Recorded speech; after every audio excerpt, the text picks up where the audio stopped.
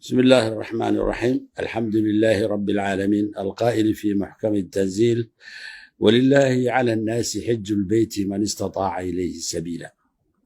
والصلاة والسلام على الصادق الأمين خاتم الأنبياء والمرسلين سيدنا محمد ابن عبد الله وعلى آله وصحبه أجمعين. الأخوة المواطنون الأعزاء، الأخوات المواطنات العزيزات، المؤمنين والمؤمنات في كل أرجاء المعمور، السلام عليكم ورحمة الله وبركاته. يطيب لي ونحن نستقبل عيد الأضحى المبارك أن أتوجه إليكم بأزكى التهاني وأجمل التبريكات بهذه المناسبة الدينية العظيمة الغالية على كل مسلم ومسلمة، داعيا الله العلي القدير أن يعيدها على شعبنا وبلادنا وعلى أمة الإسلامية بالخير واليمن والبركات. كما أبعث باسمكم بالتهنئة لحجاج بيت الله الحرام الذين وقفوا بالأمس على جبل عرفات خاشعين متضرعين إلى المولى الكريم بالتهليل والدعاء والتكبير، امتثالا لقوله تعالى: وأذن في الناس بالحج يأتوك رجالا وعلى كل ضامر يأتين من كل فج عميق، سائلا الله سبحانه وتعالى أن يجعل حجهم مبرورا وسعيهم مشكورا ويعيدهم إلى أوطانهم وأهليهم سالمين غانمين فرحين مستبشرين. الإخوة والأخوات، إن العيد ليس مناسبة دينية فحسب في حياتنا نحن المسلمين، بل له دور كبير في بث روح التعاون والمحبة والتكافل والتضامن والجود والعطاء وتعزيز وتقوية روابط المجتمع.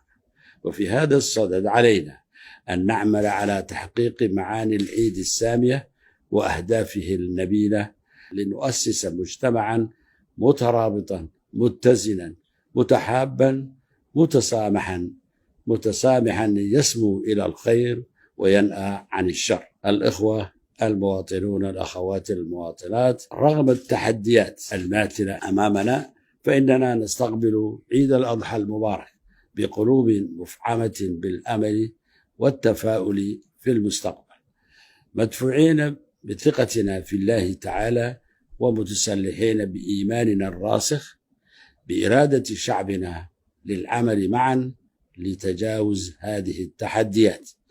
ومن ثم فإن هذه المناسبة العطرة تهل علينا وبلادنا نتطلع إلى آفاق أرحب بخطى ثابتة لدفع مسيرة البناء والتنمية نحو غاياتنا المنشودة، وإحداث تحولات جوهرية في المسارات الاقتصادية والاجتماعية، والمضي قدما نحو إنجاز المزيد من الإصلاحات الشاملة.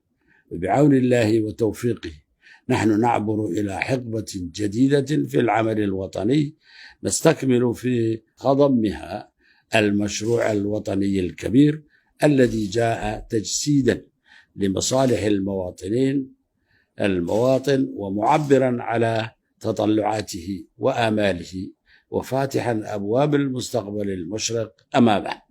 أيها المواطنون والمواطنات الأكارم، الإخوة والأخوات، سنواصل نهجنا الراسخ في الحفاظ على علاقات متزنة ومد جسور التعاون مع الدول الشقيقة والصديقة، والعمل دوما من أجل إرساء السلم والأمن وتنمية الشعوب والدفاع عن القضايا الإنسانية العادلة، وهو النهج الذي جعل بلدنا نموذجا في انفتاحه واعتداله، وأكسبه سمعة طيبة ومكانة متميزة على الصعيدين الإقليمي والدولي. نسأل المولى سبحانه وتعالى أن يوفقنا الخيرات كلها وأن يحفظ بلادنا من كل سوء. عيد سعيد وكل عام وأنتم بخير، والسلام عليكم ورحمة الله وبركاته.